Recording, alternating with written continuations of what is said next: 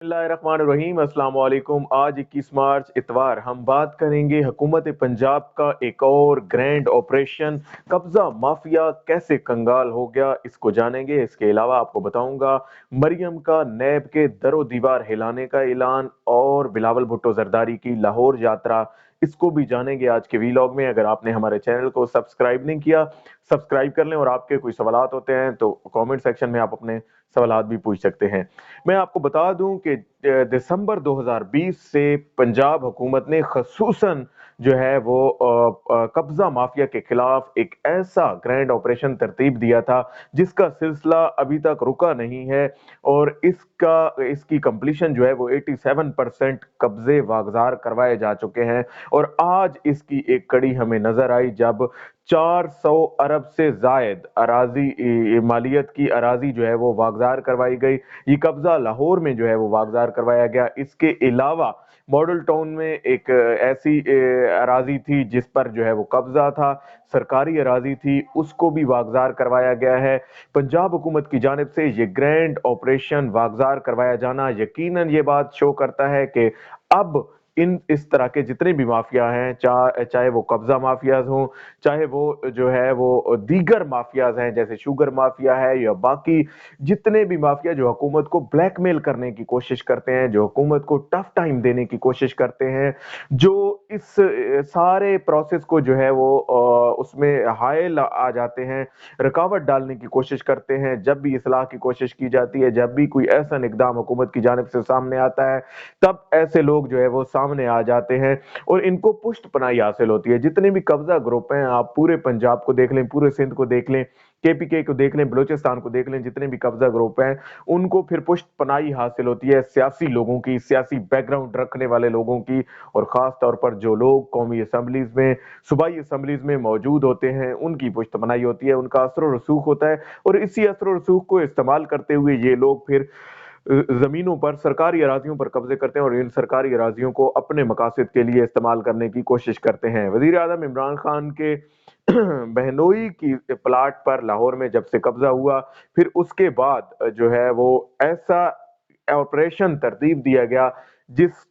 लाएअमल, जिसकी कड़ियां जो है वो हम अभी तक देख रहे हैं कि कैसे जो है वो इस सारे ऑपरेशन को अब जो है वो मंतकी अंजाम तक पहुंचाया जा रहा है। उस्मान बुज़दार साहब इस हवाले से किसी किस्म का रिलीफ नहीं दे रहे और इसको बिल्कुल ईजी नहीं ले रहे और तमाम मामलात में खुद चीज़ों को देख रहे हैं। इसकी हर हफ्ते रिपोर्ट भी ली जाएगी, ये भी पिछली दफा तय हुआ था। और इस लाहौर में ग्रैंड ऑपरेशन के बाद इसको पूरे पंजाब में फैलाया जाएगा। इसकी एक झलक हमने साहिवाल में भी देखी थी, इसके अलावा जो है वो सरगोदा में भी देखी थी और बाकी जगहों पे, फैसलाबाद में जहां पे राना सलौला के काफी जगहों पर जो है वो कब्जे हैं, वहां पर भी हमने इसकी एक झलक देखी थी। तो ये सिलसिला जो है वो अब चलता रहेगा और इसमें जो है वो रुकावट नहीं आने दी जाएगी। दूसरी जानिब आपको मैं बता दूं, बिलावल भुट्टो जरदारी ने आज ऐलान किया कि वो लाहौर आ रहे हैं और वो बिलावल हाउस में मुख्तलिफ लोगों से मुलाकातें भी करेंगे।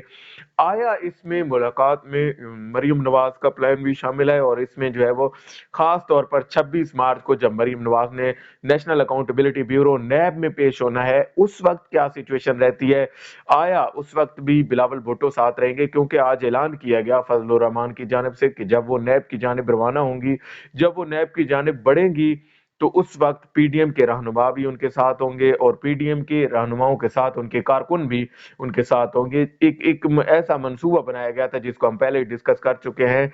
कि नैब के सामने एक ऐसा हंगामा जो है वो क्रिएट किए जाए, नैब के सामने ऐसी सिचुएशन क्रिएट कर दी जाए कि जिससे ये लगे कि नैब के बाहर कोई बड़ा हंगामा है, कोई बड़ा जो है वो तूफान बर्पा हो गया है। ये लोग पथराव भी करेंगे सिक्योरिटी एहलकारों पर और इसके अलावा सिक्योरिटी एहलकारों से हाथापाई करने का भी इनका प्लान है,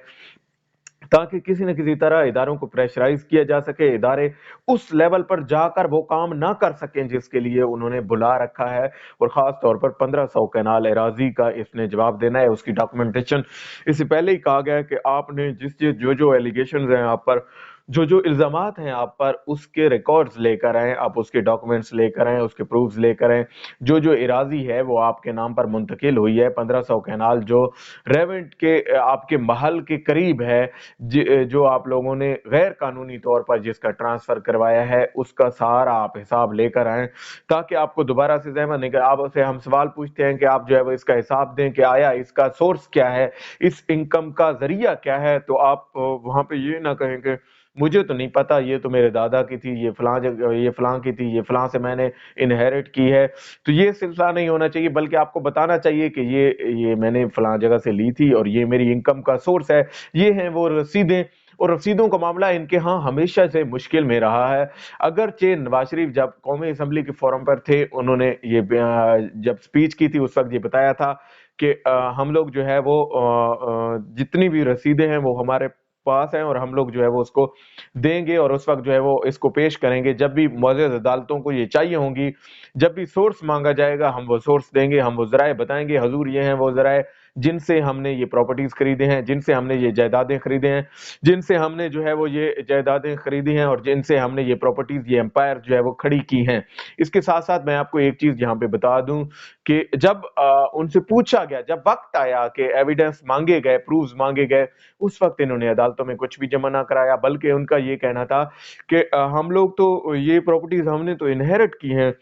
कुछ हमने जो है वो वहां पे रसीदें ना दे सके, और बाहर आके प्रेस कॉन्फ्रेंसेस में कुछ और कहना शुरू हो गए। और ये फिर इनके गले पड़ा मामला, पनामा का कैसे कैसे फैसला आया, कैसे एवन फील्ड रेफरेंस इनके गले पड़ा। फिर इसके बाद काफी ऐसी चीजें थी जिस पर जो है वो इनको जवाबदेह होना पड़ा, लेकिन ये लोग जो है वहां पे जवाबदेह होने के बजाय उल्टा प्रेस कॉन्फ्रेंसेस में मुतलका इदारों पर जो है वो कीचड़ उछालते थे, मुतलका इदारों पर जो है वो जुबान दराजी करते थे, और बजाय इसके के सबूत देते, वो एविडेंस देते, वो रिसीट्स देते जो इनसे मांगी गई थी, उसके बजाय ये लोग जो है वो सड़कों पर निकलना शुरू हो गए। नवाज शरीफ ने तो यहाँ तक कहना शुरू किया कि अब जो है वो वोट को इज्जत दो का नारा लगाना शुरू कर दिया। फिर मुल्की इस्लामती के इदारों के खिलाफ अपना एक बयानिया, अपना एक नैरेटिव क्रिएट करने की कोशिश की, और उस नैरेटिव के नतीजे में उससे यहाँ से चलता बना और अब वापसी का रास्ता भी उसका बंद है। इसके साथ साथ मरीम नवाज के लिए एक बड़ी मुश्किल ये खड़ी कर गया कि इसी बयानिए ने पीडीएम का बयानिया बनाने की उसने कोशिश की, जिससे पीडीएम की बाकी जमातों,